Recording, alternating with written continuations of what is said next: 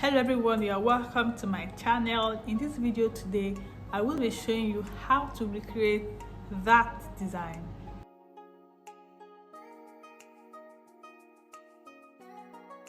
This is what I have here. I have the back here and I have here the front. So the first thing we're going to do is we're going to try and just to illustrate or analyze what we have to work with. And the first thing is that you realize that we have lines here. I'll call them slash. They're actually your slash lines. They're actually horizontal slash lines. You can draw as many as you want wherever you want it to stop, but one thing you have to notice is that one style line has to pass through the tip of the dart. This is compulsory so that you can transfer this dart into fullness. One style line has to go at the tip of the dart. Or the other thing you can do is this dart value here, you can just decide to remove it from the side so that you don't have any dart here, depending on what you want to do. There are so many ways to achieve this, but I'm going to try not to say too many things. I'm really trying to control myself not to say too many things. So this is, and the other thing you have to notice that at the hem of the skirt you have something like a V shape. But first of all, you have to determine your desired skirt length. How long do you want your skirt to be? The second thing you have to determine is at what point do you want it to open along the center front. You have to determine these two values. Now you can decide to have it as a V, from the side seam. This is the side seam line to here. Maybe this is where you want it to be, I don't know. You can decide to have the back to be straight and maybe a sharp V or a curved V. At the same time, you can just decide to have it maybe from the front to somewhere on the back block, maybe a straight line somewhere on the back block. Then you can just decide to curve it in a little, depending on what you want. Really, you don't have to do exactly what was done. And the other thing you have to note is that there's something like a drape in front.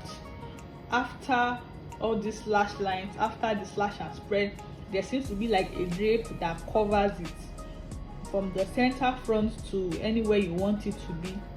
You can just draw the desired shape of the drape. Please note that the drape should touch this side seam here, because it has to go into the seam line. So you can draw whatever shape you want, how you want it. The choice is all yours. So this is the first thing I'm going to do, this shape of the drape. What I'm going to do right now is I am going to trace out this desired drape, the drape on top. I'm going to trace it out now and I'll show you what I have. I am done tracing and this is what I have. I have labeled it already as overlap and it comes this way like so. But then I'm going to keep this aside. We'll come back to this later. The other thing I want you to notice is that I have here my blocks on my skirt block on a full pattern. So I have here back, front, and I also have here another back, front, back. And if you don't want, just for you not to be confused, I just have my front complete and I also have my back complete. Here that I shaded is just for the shaping of the back, if you do not want to have a let me say a bulgy zipper at the back. So this is my skirt. I have a full back like so, and I have here a full front. Now the reason why I did this is because when you look at the skirt, you have slash lines on the left side and also on the right side of the skirt. So I have to extend my slash lines to both sides of my front skirt pattern. Let me just erase this. I think the lines are becoming too many.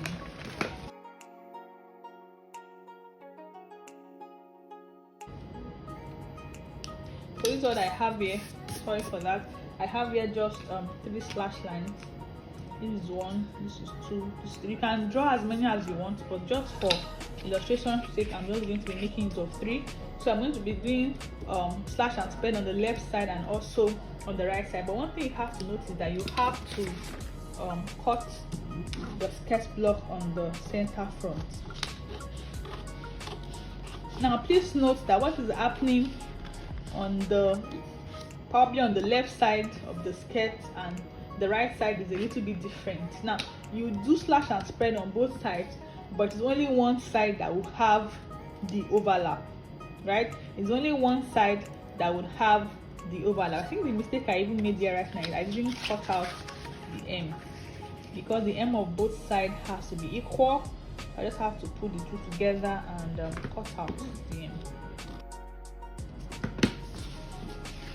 So I have this and this like so, and it is my you can see now I've cut it out. This for one side here, this for the other side here. When you join them on the center front, it is this drape with this overlap that would then cover the joining on the center front.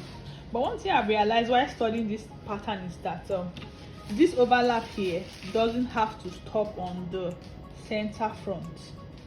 Now you can actually bring it here to cover here. It doesn't cover. When you look at the original design, it doesn't stop on the center front. So from here to here, you can actually just add to it to be a little bit wider. What I'm going to do now is I'm going to add to this my overlap. Sorry about that. And I'm going to do my slash and spread. So what I'm going to do is, please note there are various methods of achieving this.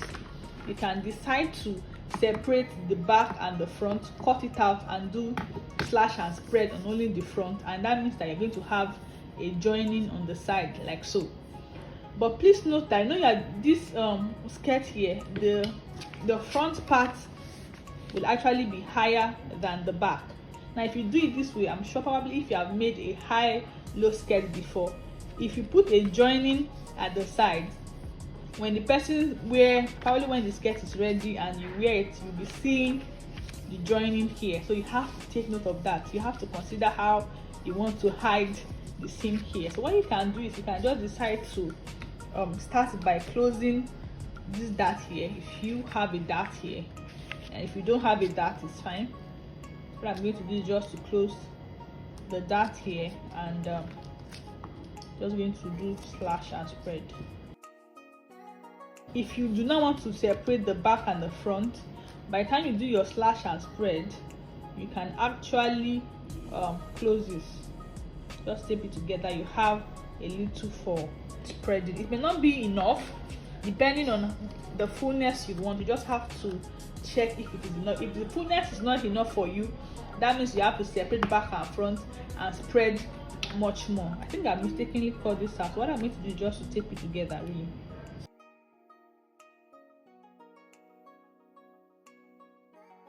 So just make sure by the time you do your slash and spread, you should be able to close the side seam here, so you may not need join. But if you want joining, like I said earlier, the choice is all yours. So what I'm going to do now is I'm just going to place on another piece of fabric, and I need to through this side. I'll show you what I have when I'm done. So this is what I have now. I actually added paper underneath it. Now the essence of this is just to ensure that I do not have any gap, so I can easily close it up here and everything would align. You can see closing the dart, then put it down. When I close the dart,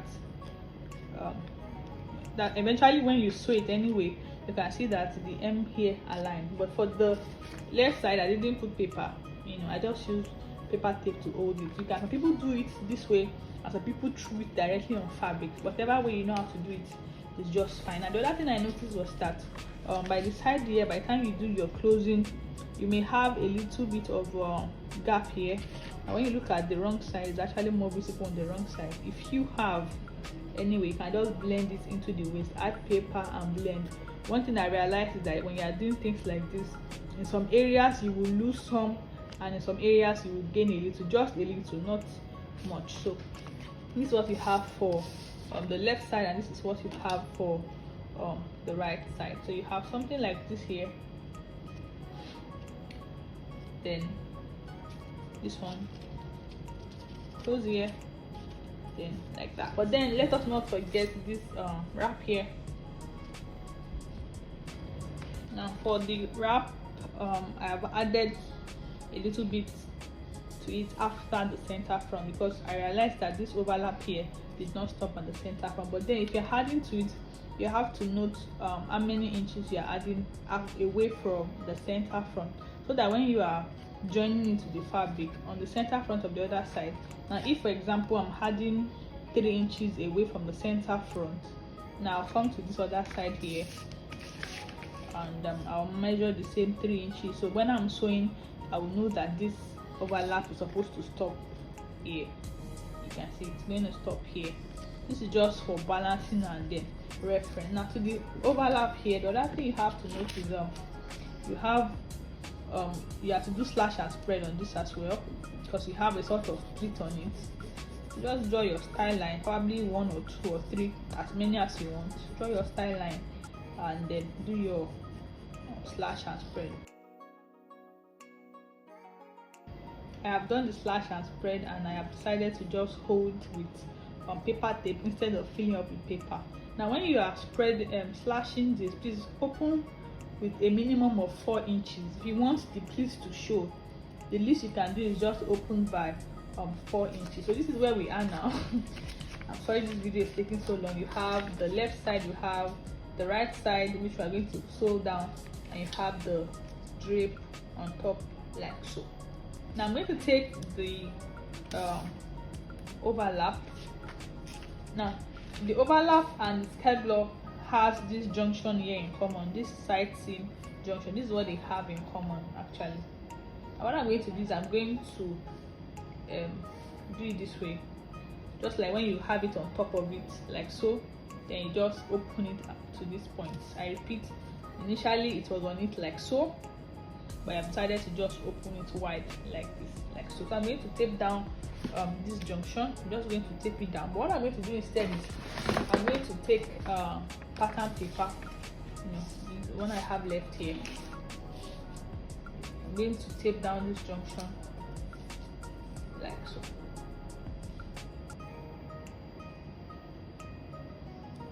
Just going to, you can see that the side seam and the overlap is together, and I'm just going to tape it down. What I'm going to do next is that this junction here, remember this is the vertical line, this vertical center front line here, I am actually going to connect it to this point here, the upper part of the overlap here. You can decide to use a straight line, you can just decide to use your hand and do freestyle.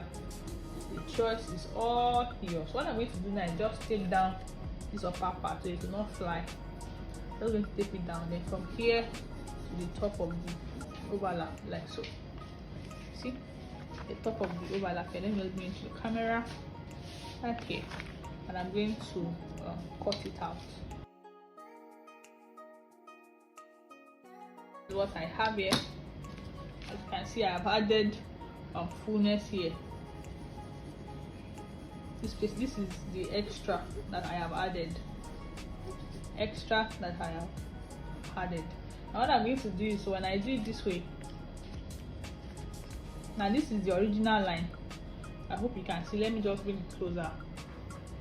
What I have here, I've decided to just make use of a marker to differentiate it. This is the overlap.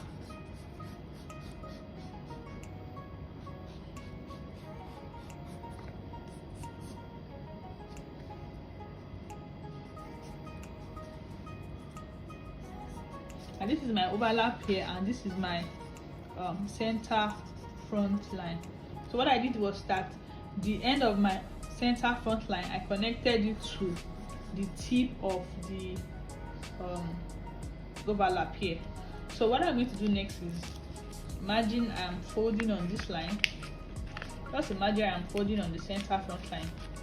Then I'm going to do it this way. So automatically I'm going to have something like a pocket. Now because this is paper, it may not give me exactly what I want. Paper is a little bit hard, so I'm going to transfer it to fabric. But let me just tape this down here. Now what I'm just trying to do is that this excess in between here, you have to ensure that you spread is wide enough. Please, you have to ensure that this is wide enough. So I'm going to take the edge of my center front of my overlap here, and I just try and close this up. So at the back here, I'm going to have something like this, and this is the front part, this is the back part, like so, and this one will come back. Okay. Oh man, this is paper. I'm going to have something like this, and I'm going to have a sort of pouch inside it. Oh, I think pouch, that's the right word. So this